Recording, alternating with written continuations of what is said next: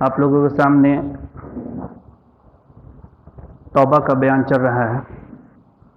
اس کے تعلق سے آج بہت ہی مشہور واقعہ وہ 3 صحابہ اکرام کا جو خالص دل سے اللہ رب العالمین کے سامنے توبہ کیے تھے.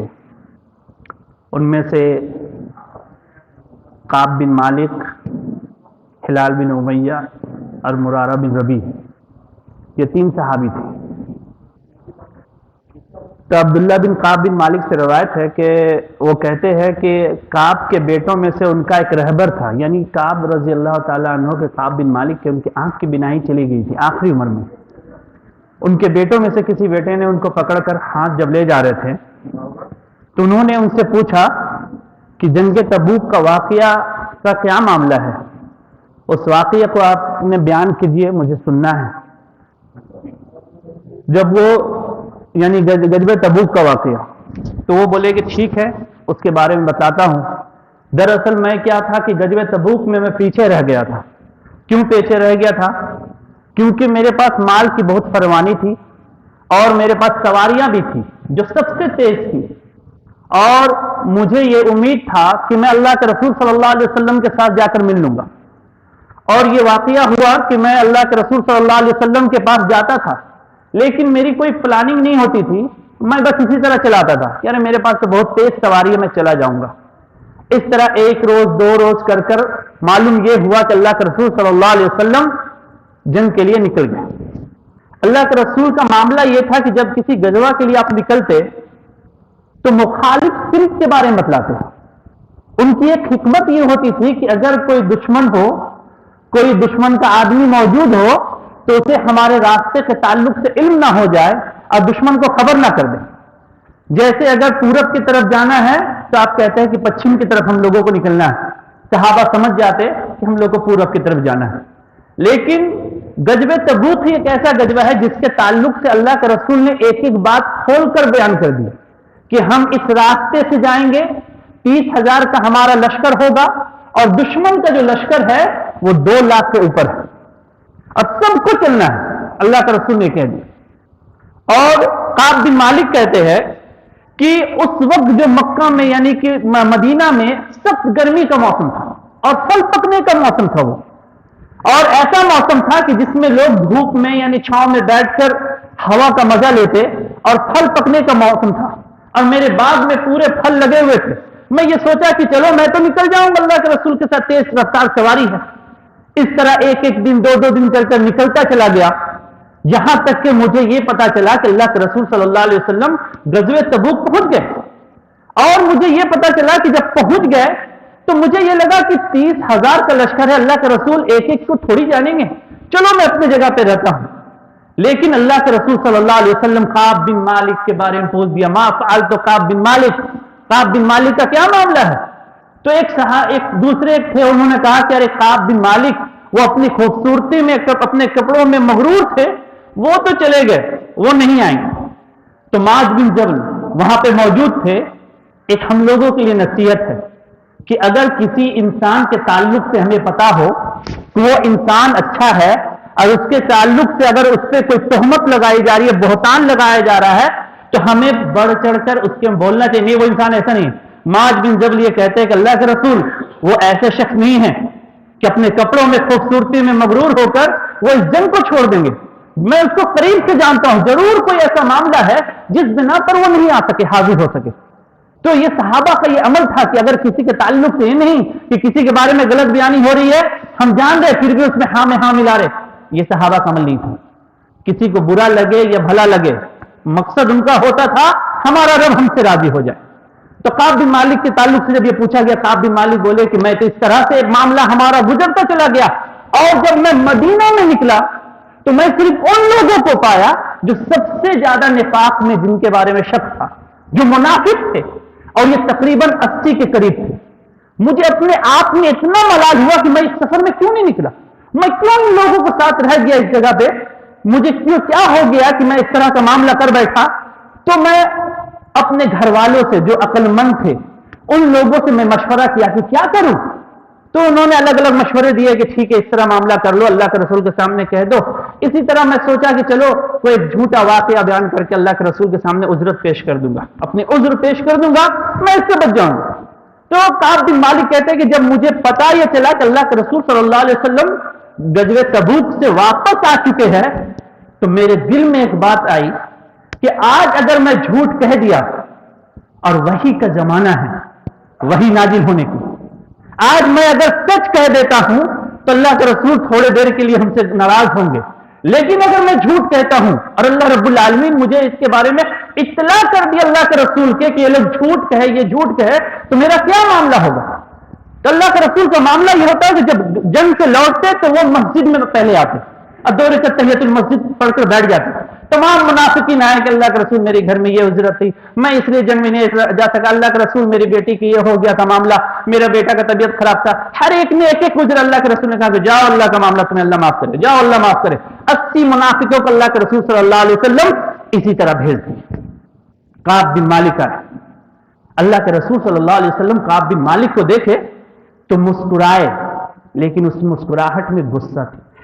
ایک ہوتا ہے انسان کہ غصے کی حالت میں جو مسکراتا ہے، یہ کبھی غصے میں بھی انسان کو ہنسی آ جاتی ہے، تو اللہ کے رسول کی ہنسی وہ کہے کہ مجھے دیکھ کر ایسا لگا کہ اللہ کے رسول صلی اللہ علیہ وسلم مجھ سے غصہ ہے۔ بولے کیا معاملہ ہے؟ کیا تمہارے پاس سواری نہیں تھی؟ اللہ کے رسول سواری تو تھی، کیا معاملہ، کیوں پیچھے رہ گئے؟ بولا اللہ کے رسول بس میں اس لیے پیچھے رہ گیا کہ میں یہ سوچا کہ آج جاؤں کل جاؤں، یہ سوچ کر میں پیچھے رہ گیا، اور اگر اللہ کے رسول آپ کے علاوہ کوئی اور یہاں پہ موجود ہوتا تو اللہ رب العالمین نے مجھے قوت گواہی کی وہ طاقت دی ہے کہ میں اگر جو بات بھی کہوں تو سامنے والوں کو میں اپنے طرف راغب کروں۔ ایسی مجھے اللہ رب العالمین نے صلاحیت دی ہے بات کرنے کی کہ میں اپنے کسی بھی بات کو آپ سے منوا لوں، آپ مجھے چھوڑ دیں گے، لیکن آپ کے علاوہ کوئی اور ہوتا تو میں یہ کہنے میں بہت ماہر تھا، لوگوں کو مائل کرنے میں اپنی طرف، لیکن اللہ کے رسول میں جھوٹ نہیں کہہ رہا۔ اللہ کے رسول نے کہا کہ اٹھو اور جاؤ، اب تمہارا فیصلہ اللہ کریں گے۔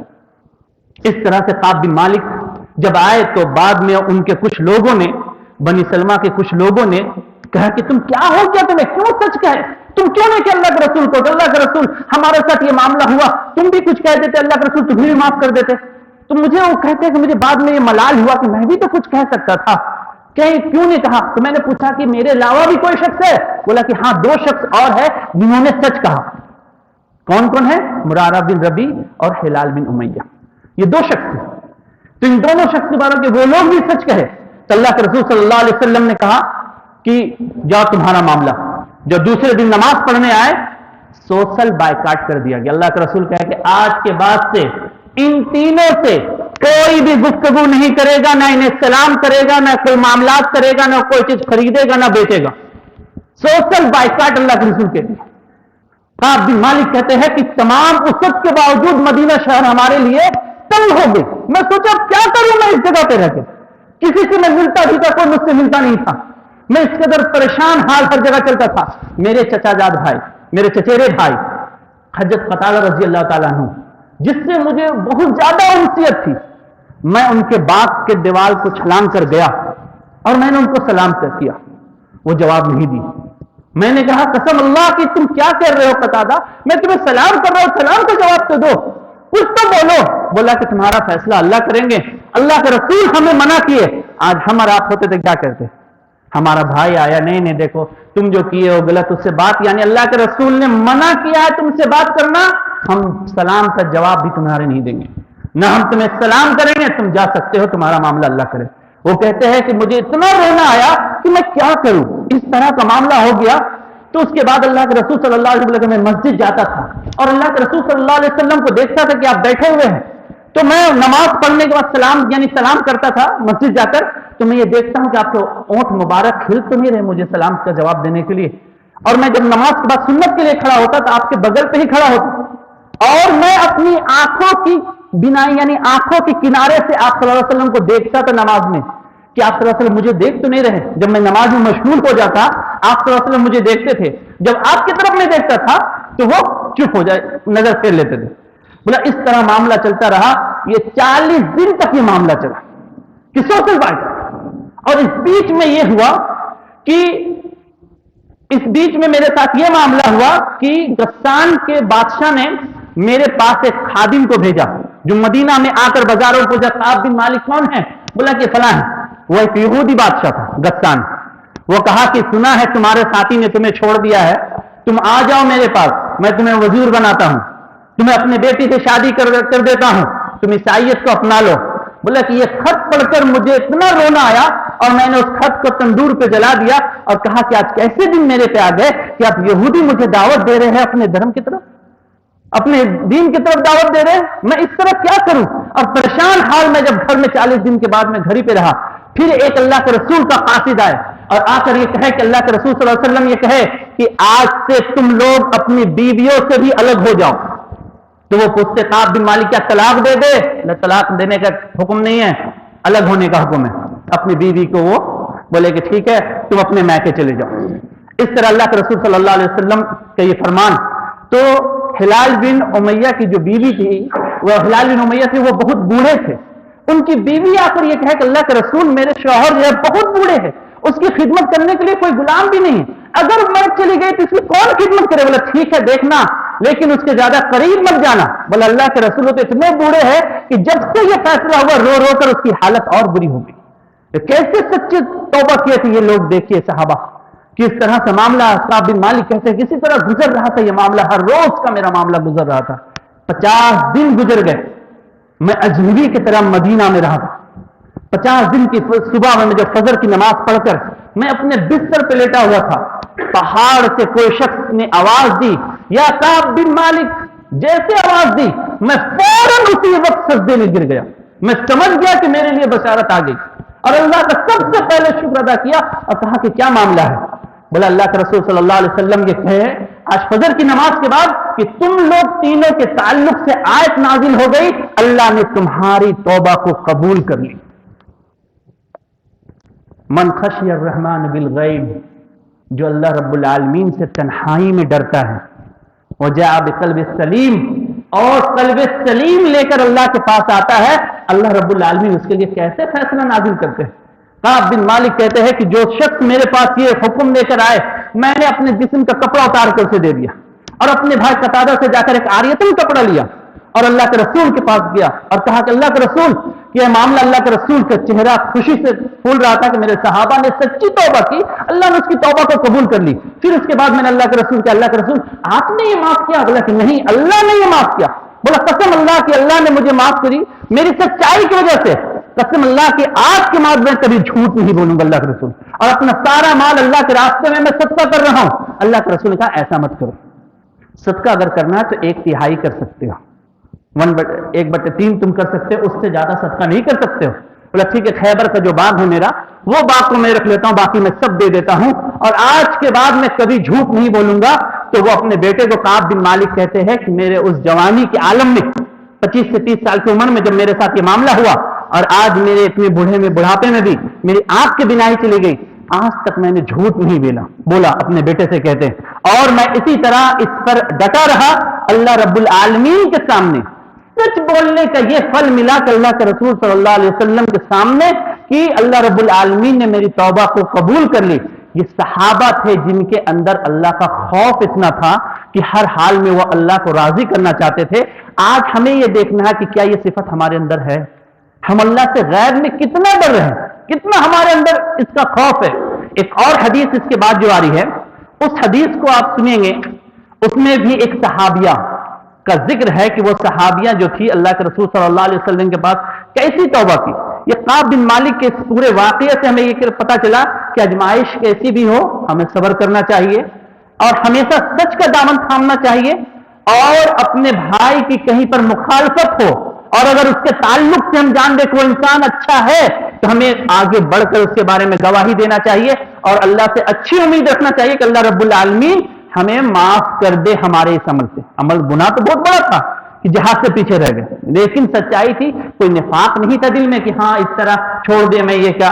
تو اس طرح اللہ کے رسول صلی اللہ علیہ وسلم نے ان تینوں کے واقعے کے تعلق سے سورہ توبہ میں آیت نازل ہوئی 113 کی آیت کا آپ دیکھ لیں, پڑھ کے اس کا تفسیر 113 117 تک. اس کے بعد یہ دوسری حدیث جس میں یہ ہے کہ بنو جہمیہ قبیلہ کی ایک عورت نے اللہ کے رسول کی خدمت میں حاضر ہوئی اور یہ کہی کہ اللہ کے رسول صلی اللہ علیہ وسلم مجھ سے حد والی گناہ ہو گئی، میں زنا کر بیٹھی ہوں اور میں حاملہ ہو چکی ہوں، میرا کیا معاملہ ہے، مجھ پہ حد جاری کریے۔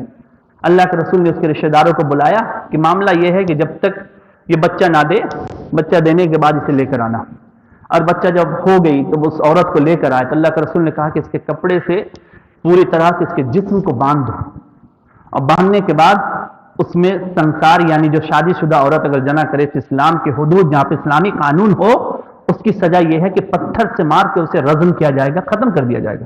تو صحابیہ کو جب مارا گیا تو وہ بھاگی مار کے تکلیف سے کہ پتھر جہاں تہاں جسم جو پڑ رہے تھے اور خون جو نکل رہے تھے تو وہ بھاگی، تو اللہ کے رسول کے پاس آ کر ایک دوسری جیسے آپ حافظ ابن حجر وغیرہ کہتے ہیں کہ اس تعلق سے کہ وہ بھاگی اس تعلق کی اپنے جان بچانے کے لیے، تو اللہ کے رسول کے پاس صحابہ یہ کہے کہ وہ بھاگی، ہم اسے پکڑ کر پھر بھی مار دیے۔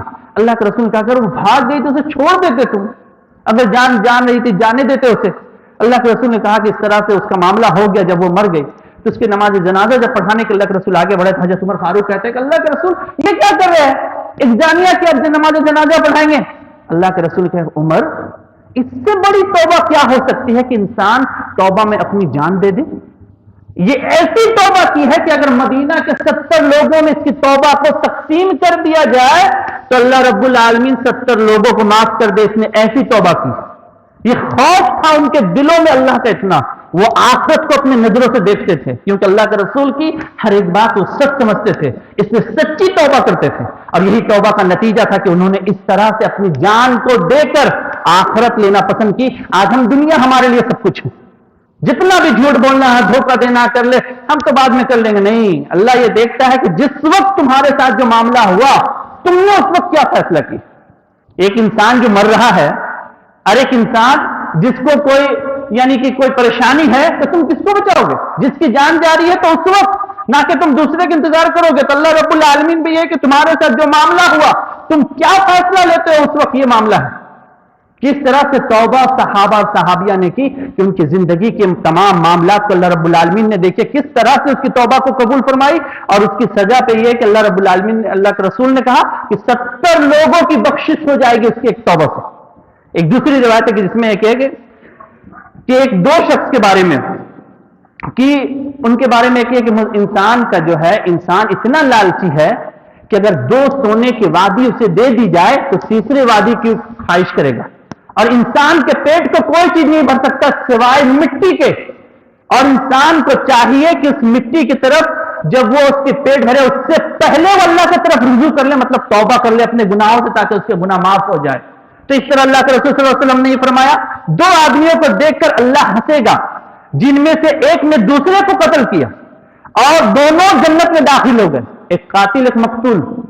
قاتل کیسے، جو مقتول جو قتل ہوا، اب قاتل کو کیسے اللہ تعالیٰ دونوں جنت میں داخل ہوئے؟ اب دونوں کو اللہ رب العالمین دیکھ کر ہنسیں گے۔ کیا معاملہ ہوئی؟ جہاد کا معاملہ ہو کہ اللہ رب العالمین کی مسلم اور کافر آپس میں جب بھڑے تو ایک مسلمان کافر کے ہاتھ سے شہید کر دیا گیا، شہادت کا درجہ پایا، جنت چلا گیا۔ اس کافر کو اللہ نے ہدایت دی، اس سے توبہ کر لی، اور توبہ کر کر مسلمان ہو گیا۔ تو اللہ رب العالمین اس لیے دونوں پہ ہنسے کہ ایک تو تمہارے ہاتھ سے قتل ہو کر جنت چلا گیا، اور تم کو ہم نے توفیق دی، تم نے توبہ کر لی، اس توبہ کے بنا پر اللہ نے تمہارے گناہ کو بھی بخش دیا، بڑے سے بڑے گناہ، شرک بھی کیے ہو، سچے دل سے اللہ کے سامنے جھک جاؤ، گناہ کا معافی مانگ لو، اللہ تمہارے گناہوں کو معاف کر دیں گے۔ شرط یہ ہے کہ معاملات لوگوں کے ساتھ نہ ہو۔ اس سے پہلے بھی درس میں بتلا چکے کہ اگر لوگوں کے ساتھ کچھ لین دین میں ہوا، کسی کو تکلیف پہنچائے ہو یا کسی کا کوئی چیز لے کر کھائے ہو، آج تم اس قابل ہو کہ تم اس چیز کو لوٹا سکتے ہو، اگر وہ شخص نہیں ہے تو اس کے ورثہ کو تمہیں لوٹانا ہوگا، تب جا کر تمہاری وہ توبہ قبول ہوگی، ورنہ یہ توبہ قبول نہیں ہوگی۔ اگر معاملات بندے کے ساتھ ہوتے، اللہ کے ساتھ اگر ہے تو بڑے سے بڑے گناہ بھی اگر ہے، سچے دل سے توبہ کریں گے، اللہ رب العالمین کہتے ہیں کہ ہم اسے معاف کر دیں گے۔ تو یہ ہے توبہ کا وہ بیان جو ہمیں چاہیے کہ کثرت سے ہم اپنی زندگی میں توبہ کریں، تاکہ اللہ رب العالمین کو ہم توبہ کرنے اور ہم زیادہ پسندیدہ ہو اللہ کے، اور ہمارے گناہ معاف ہو جائیں۔